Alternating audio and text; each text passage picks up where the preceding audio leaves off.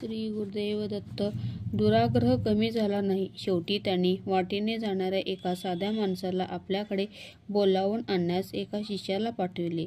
तो धावत गेला व वाटेने जाणाऱ्या त्या माणसाला घेऊन आला. ते दोन्ही ब्राह्मण शेजारीच होते, पण त्यांना या माणसाला बोलावून घेण्याचं कारण कळेना. श्री समर्थ स्वामींनी आपल्या हातीचा दंड एका शिष्याजवळ दिला. त्या शिष्याला त्या दंडाने आपल्यासमोर 7 रेषा काढायला सांगितल्या. शिष्याने त्या व्यवस्थित काढल्या. रेषा काढून होताच बोलावलेल्या माणसाला हाक मारली. एका रेषेवरून पुढे जायला सांगितलं. त्यापूर्वी त्यांनी त्याला तू कोणत्या जातीचा आहेस हे विचारून घेतलं होतं. तो म्हणाला, मी मातंग जातीचा आहे महाराज. दोन्ही ब्राह्मणांनी ते ऐकलं होतंच.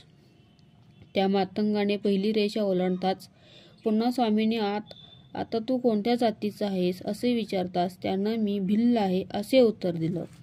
दुसरी रेषा ओलांडताच त्याला अधिक ज्ञान झालं. तिसरी रेषा ओलांडताच तो मी कोळी आहे असे सांगू लागला. चौथी रेषा ओलांडताच मी एक शेतकरी आहे असं म्हणाला. 5वी रेषा ओलांडताच तो मी वैश्य म्हणजे वाणी आहे असं सांगू लागला. 6वी रेषा ओलांडून झाल्यावर मी क्षत्रिय आहे असं तो म्हणाला.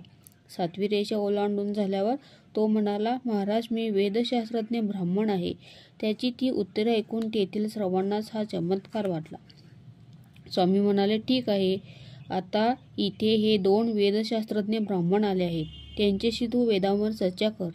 स्वामींनी त्यावेळी त्यांच्या अंगावर व जिभेवर मंतरलेलं भस्म लावलं व त्याला त्या 2 ब्राह्मणांसमोर बसायला सांगितलं. हा प्रकार पाहताच त्या ब्राह्मणांची बोबडी वळली. त्यांच्या तोंडातून शब्द फुटेना. छाती भरून आली. छातीतून असह्य कळा येऊ लागला. शेवटी ते गडबडा लोळू लागले. कसे तरी उठून स्वामींचे पाय धरले. त्यांची क्षमा मागितली. आम्हाला वाचवा वाचवा असं विनवू लागलं. स्वामी म्हणाले, तुम्ही विद्वान ब्राह्मणांना ओळखलं नाही. त्यांचा छळ केलात, अपमान केलात. माझं सांगणंही तुम्ही मनावर घेतलं नाही. तुमचा अहंभाव सुटला नाही.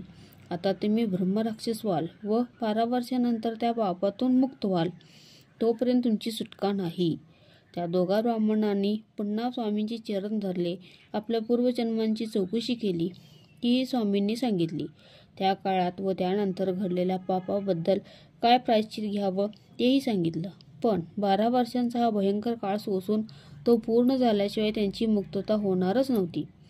त्या मूळच्या मातंगानेही स्वामींचे पाय धरले व माझ्या मागच्या 7 जन्मांतून मला शुद्ध करून आता ब्राह्मण मंडळीतच राहता यावं, त्या समाजात वावरता यावं व माझं जीवन कृतार्थ व्हावं अशी प्रार्थना केली.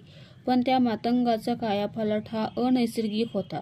त्याची बायका मुलं घरी होती. त्यांची सर्व जबाबदारी त्याच्यावर आहे तेही स्वामी जाणून होतेच. एका शिष्याला त्यांनी एक घागर भरून पाणी आणायला सांगितलं. ते त्या माणसाच्या अंगावर ओतायला सांगितलं. पाण्याने जीभ स्वच्छ धुण्यास सांगितली.